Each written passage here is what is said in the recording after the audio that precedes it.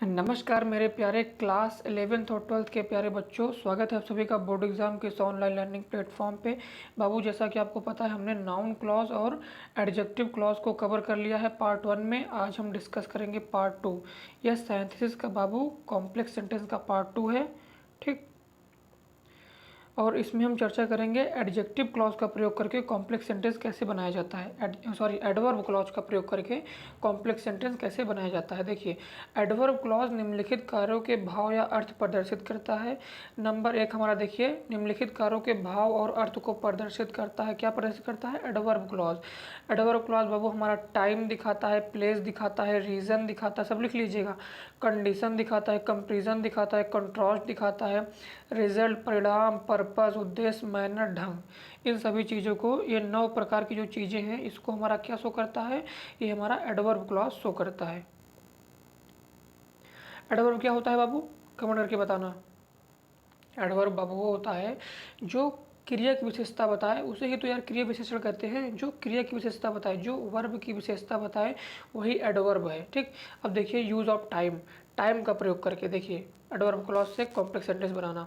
देखिए टाइम का बोध करने के लिए, टाइम का बोध कराने के लिए when, while, till, until, before, after, as soon as, since, as long as आदि शब्दों का प्रयोग लिया जाता है। एज लॉन्ग एज मतलब ज्यों ही, सिंस मतलब आपको पता है, चूँकि, एज सून एज ज्यों का त्यों, ठीक। एज लॉन्ग एज मतलब ज्यों का त्यों, एज सून एज जल्दी ही, ठीक। और देखिए आफ्टर मतलब बाद, बिफोर मतलब पहले, अनटिल मतलब तक, टिल अनटिल तक, ठीक। और वाइल मतलब जब, व्हेन मतलब कब। वन मतलब जबकि, वाइल मतलब क्या होता है बाबू? जबकि, और व्हेन मतलब कब। अब देखिए example number 1, he pursued the fox run fast. He pursued the fox run fast. Complex sentence बाबू बनेगा हमारा व्हेन, जब। He pursued the fox it run faster, it run faster, it run faster लिखा है, ठीक। देखिए द डॉक्टर केम, डॉक्टर आया। The patient had died, patient मर चुका था। तो कैसे बनेगा? डॉक्टर के आने से पहले पेशेंट मर चुका था, या पेशेंट, देखिए या ऐसे बनेगा कि डॉक्टर के आने के बाद पेशेंट मर चुका था। तो ये बनेगा बाबू द डॉक्टर केम, डॉक्टर आया। आफ्टर, डॉक्टर के आने के बाद। The patient had died, patient मर चुका था। डॉक्टर के आने के बाद पेशेंट मर चुका था। यह बनेगा the patient had died, patient had died मतलब पेशेंट जो है वह मर चुका था। बिफोर डॉक्टर केम, डॉक्टर के आने से पहले, डॉक्टर के आने से पहले पेशेंट जो था बाबू वह क्या था? वह मर चुका था। अब देखिए नोट में क्या लिखा है। नोट में देखिए, उपरोक्त उदाहरणों में अंडरलाइन क्लॉज समय का बोध करा रहा, इसलिए एडवर्ब क्लॉज है।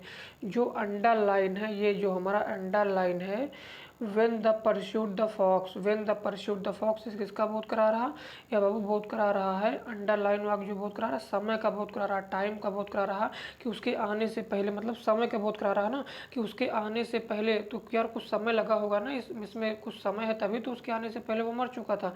देखिए बिफोर द डॉक्टर केम, देखिए द पेशेंट हैड डाइड, मतलब कि जो है ये हमारा क्या है? ये हमारा एडवर्ब क्लॉज है।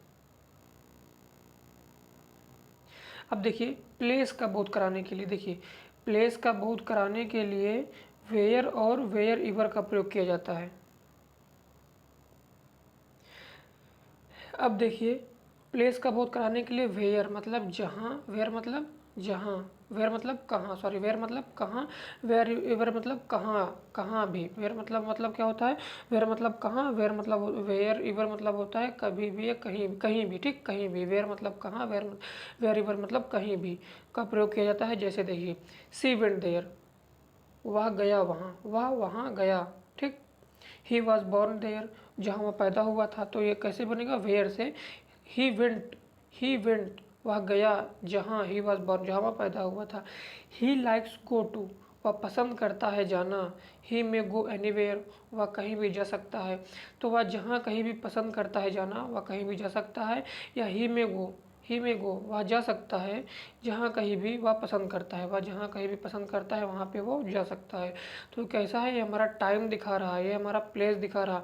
अंडरलाइन क्लॉज सूचक होने के कारण एडवर्ब क्लॉज है। जो हमारा अंडरलाइन है, जो बाबू हमारा अंडरलाइन शब्द है वेयर एवर ही लाइक्स, ये हमारा एडवर्ब क्लॉज है। और ये जो हमारा है वेयर ही वॉज बॉर्न, ये हमारा क्या है, एडवर्ब क्लॉज है। अब देखिए रीज़न, जो कारण प्रदर्शित करते हैं, कारण प्रदर्शित करने के लिए बिकॉज, सिंस, एज का प्रयोग किया जाता है। फिर से ध्यान दीजिएगा, कारण प्रदर्शित करने के लिए बिकॉज, सिंस, एज का प्रयोग किया जाता है। जैसे ही इज़ इल, वह बीमार है। He will not go to college, वह कॉलेज नहीं जाएगा। वह बीमार है, वह कॉलेज नहीं जाएगा। कॉम्प्लेक्स सेंटेंस बाबू बनेगा, वह बीमार है। देखिए he is not go to college, वह कॉलेज नहीं जाएगा बिकॉज, क्योंकि, ही इज़ इल बिकॉज, क्योंकि वह बीमार है। वह कॉलेज नहीं जाएगा क्योंकि वह बीमार है। अब देखिए आई डोंट लव हिम, मैं उसे प्यार नहीं करता हूँ। आई डोंट लव हिम, मैं उसे प्यार नहीं करता हूँ। ही इज़ डिसऑनेस्ट, वह बेईमान है। अब कैसे बनेगा ये, आई डोंट लव हिम, मैं उसे प्यार नहीं करता हूँ क्योंकि ही इज़ डिसऑनेस्ट, क्योंकि वह बीमार है। मैं फिर से बता चुका हूँ, इट्स माय सजेशन। बाबू पहले आपको हिंदी अनुवाद निकाल लोगे उसका, तो आपको सेंटेंस को, complex sentence, simple sentence, compound sentence, any other किसी भी सेंटेंस में अगर आप उसका हिंदी अनुवाद कर लेते हैं तो आपको जोड़ने में आसानी होगी। तो मेरा यही सलाह आपको है कि आप पहले उसका हिंदी अनुवाद ज़रूर कर लीजिएगा, तब उसको जोड़िएगा।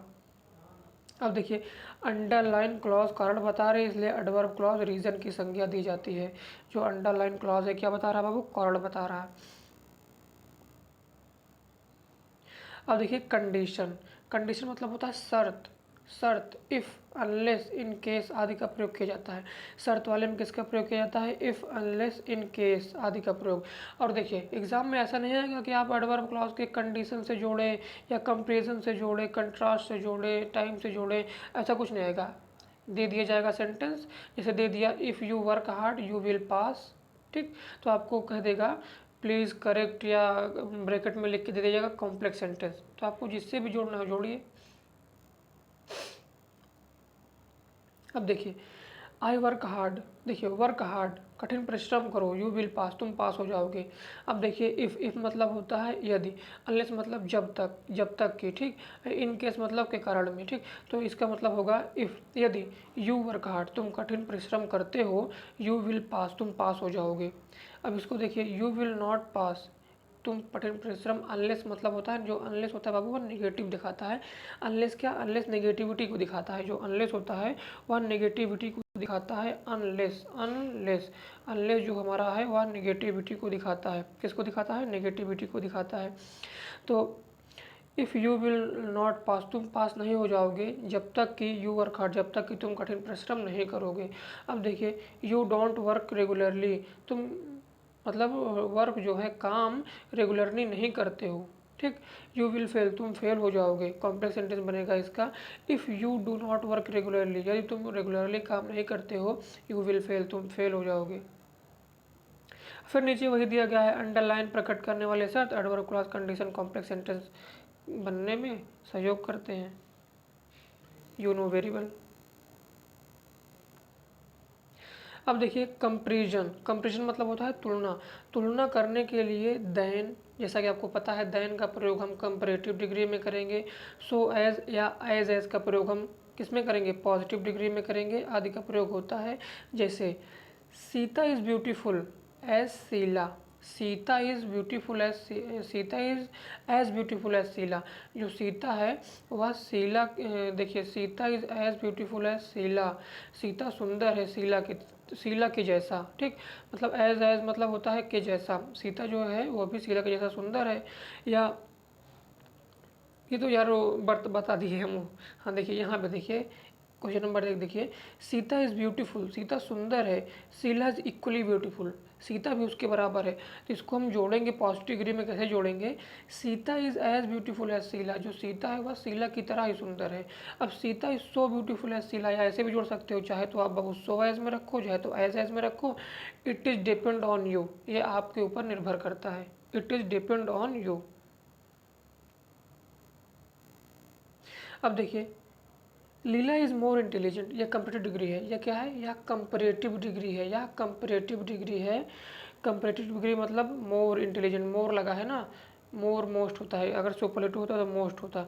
तो Leela is more intelligent full stop, I am less intelligent. मतलब लीला जो है वह अत्यधिक बुद्धिमान है और मैं उसके अपेक्षा कम बुद्धिमान हूँ। यहाँ क्या हो रहा है, यहाँ तुलना हो रहा है, कंपेयर कर रहे हैं, कंपेरेटिव डिग्री कंपेयर कर रहे हैं। तो ये बनेगा Leela is more intelligent than I than I जो सब्जेक्ट है, ठीक। लीला इज़ मोर इंटेलिजेंट, लीला अधिक बुद्धिमान है, देन आई मेरे अपेक्षा, लीला मेरे अपेक्षा अधिक बुद्धिमान है। या तो आप ऐसे कहेंगे या तो आप ऐसे भी कह सकते हैं ना इसको कि लीला इज़ मोर इंटेलिजेंट, लीला अधिक बुद्धिमान है, आई एम लेस बुद्धिमान, मतलब मैं लेस बुद्धिमान हूँ, मैं कम बुद्धिमान हूँ। तो इसको दो सेंटेंस में जोड़ने से क्या मतलब है यार, ऐसे बोल दो Leela is more intelligent than I, Leela मेरे अपेक्षा ज़्यादा बुद्धिमान है। अब देखिए कंट्रास्ट, कंट्रास्ट का प्रयोग करके विरोध, जो कंट्रास्ट मतलब होता है विरोध जो प्रदर्शित करते हैं, विरोध प्रदर्शित करते हैं दो, आल्दो या इवन इफ का प्रयोग किया जाता है। जैसे ही is poor, he is honest, he is poor, Aldous मतलब होता है यद्यपि, ठीक, आल्दो मतलब होता है यद्यपि। देखिए he is poor, he is honest, Aldous यद्यपि ही इज़ पुअर, वह गरीब है, ही इज़ ऑनेस्ट लेकिन ईमानदार है। He is poor, he is poor, although he is poor, वह गरीब है लेकिन ईमानदार है। या though, though, he is poor, he is honest. अब देखिए यू वर्कड हार्ड, उसने कठिन परिश्रम किया, ही फेल्ड, वह फेल हो गया। अब देखिए ऑल्दो ही वर्क हार्ड, यद्यपि कठिन परिश्रम, यद्यपि उसने कठिन परिश्रम किया, ही फेल हो गया। तो उम्मीद करता हूँ कि आप कंट्रास्ट का भी देखिए, इसमें विरोध प्रदर्शित हो रहा है, साफ साफ विरोध प्रदर्शित हो रहा है कि मतलब एक तो काम भी हो रहा है लेकिन उसका कुछ परिणाम निकल नहीं रहा यार। काम तो हो रहा है, उसने कठिन परिश्रम किया लेकिन फेल हो गया। वह पुअर तो है, गरीब तो है, लेकिन जो है ईमानदार है भाई, वह पुअर है, ऑनेस्ट है, ईमानदार है। तो मतलब इसका विरोध हो रहा है, एक तरफ ऑनेस्ट, एक तरफ पुअर, एक तरफ फेल्ड, एक तरफ वर्क हार्ड, ठीक। अब देखिए इफेक्ट या प्रभाव, सो दैट का प्रयोग किया जाता है। He is poor, he is very poor, वह बहुत गरीब है। He can not by scooter, वह स्कूटर नहीं खरीद सकता। अब देखिए यहाँ इसका अर्थ होगा सो दैट का इतना की, सो दैट का अर्थ होगा यहाँ इतना की, वह इतना गरीब है कि वह स्कूटर नहीं खरीद सकता। वह सो दैट का मतलब होगा इतना की, इतना की, ठीक। तो ही इज़ सो पुअर, वह इतना गरीब है, दैट की he can not by scooter, वह स्कूटर नहीं खरीद सकता। सो दैट का अर्थ बाबू लिख लीजिएगा, सो दैट का हिंदी अनुवाद होगा यहाँ इतना की, सो दैट इतना की, फिर से सो दैट इतना की, ठीक। मोटे लिखे क्लॉज परिणाम सूचक होने के कारण एडवर्ब क्लॉज है। जो मोटे लिखे हैं that he can not by scooter, वह एडवर्ब क्लॉज है। अब देखिए पर्पस, उद्देश्य प्रदर्शित करने के लिए सो दैट ताकि, सो दैट ताकि, इन ऑर्डर दैट या लिस्ट का प्रयोग किया जाता है। He work hard, he want to secure high mark. देखिए he works hard so that, he वह कठिन परिश्रम करता है, सो दैट ताकि, ही में स्कोर हाई, वह अच्छा मतलब स्कोर प्राप्त कर सके। ही वर्क हार्ड, वह कठिन परिश्रम किया, उसने कठिन परिश्रम किया, ठीक। He wanted to secure good mark, वह गुड मार्क प्राप्त करना चाहता था। तो he work hard so that he might secure good mark, उसने कठिन परिश्रम किया ताकि वह अच्छा मार्क्स जो है प्राप्त कर सके। अब देखिए सो दैट के साथ विशेष देखिए नोट, देखिए नोट लिख के डालिएगा। सो दैट के साथ मे या माइट का प्रयोग किया जाता है। सो दैट के साथ we will use, so that के साथ हम मे या माइट का प्रयोग करते हैं, जबकि लेस्ट के साथ शुड का प्रयोग, अगर लेस्ट आएगा तो हम शुड का प्रयोग करेंगे, लिस्ट आएगा तो किसका प्रयोग करेंगे बाबू, शुड का प्रयोग करेंगे। जैसे देखिए सो दैट, अगर सो दैट का यूज करते हैं तो हम मे माइट का प्रयोग करेंगे, मे माइट का प्रयोग करेंगे, ठीक। अगर लिस्ट आएगा तो हम शुड का प्रयोग करेंगे, ठीक। आइए आगे देखते हैं।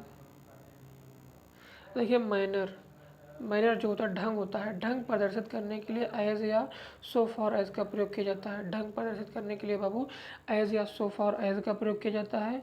यू हैव हेल्प्ड मी, उसने तुम्हारी सहायता किया, उसने मतलब उसने मेरी सहायता कर चुका है, वह मेरी, तुमने मेरी सहायता कर चुका है या तुमने मेरी सहायता कर चुके हो, ठीक।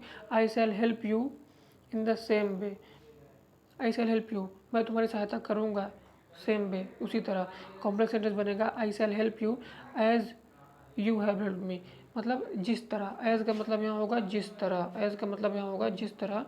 आई शैल हेल्प यू, मैं तुम्हारी सहायता करूँगा, एज जिस तरह, यू हैव हेल्प मी, जैसा कि तुमने मेरी सहायता कर चुके हो। Let men sow anything they will reap in its fruit, complex sentence बनेगा as men sow, so as so से जुड़ा है, ठीक। As men sow shall they reap। देखिए मोटे लिखे क्लॉज ढंग प्रदर्शित करने के कारण एडवर्ब क्लॉज हैं। मोटे लिखे क्लॉज ढंग प्रदर्शित करने के कारण क्या है, एडवर्ब क्लॉज हैं। और ये जो एडवर्ब क्लॉज है जो मोटा से लिखा गया है, as men so, as you helped me, यह क्या है बाबू, एडवर्ब क्लॉज है। यह हमारा क्रिया विशेषण है, क्रिया विशेषण उपवाक्य है। यह हमारा क्या है, क्रिया विशेषण उपवाक्य है, एडवर्ब क्लॉज, ठीक। ये हमारे सब एग्जाम्पल्स हैं।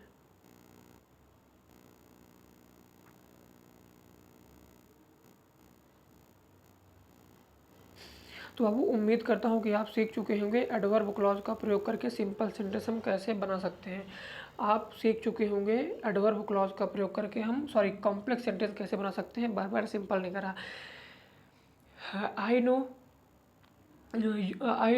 You learn, I know you learn, आप सीख गए कि एडवर्ब क्लॉज का प्रयोग करके हम कॉम्प्लेक्स सेंटेंस कैसे बनाएं। एडवर्ब क्लॉज का प्रयोग करके बाबू हम कॉम्प्लेक्स सेंटेंस कैसे बनाएं। याद रखिएगा यार, इसमें time, place, reason, condition, comparison, contrast, result, purpose, minor, बस इसी पे चर्चा होगी और कुछ नहीं, ठीक। तो उम्मीद करता हूँ कि आपको यह वीडियो पसंद आया होगा और मिलते हैं तब तक के लिए, मिलते हैं नेक्स्ट लेक्चर में। तब तक के लिए ओके बाय। अगर वीडियो अच्छी लगे दोस्तों में शेयर करना। तो मिलते हैं नेक्स्ट लेक्चर में, तब तक के लिए ओके बाय, बहुत बहुत बहुत धन्यवाद।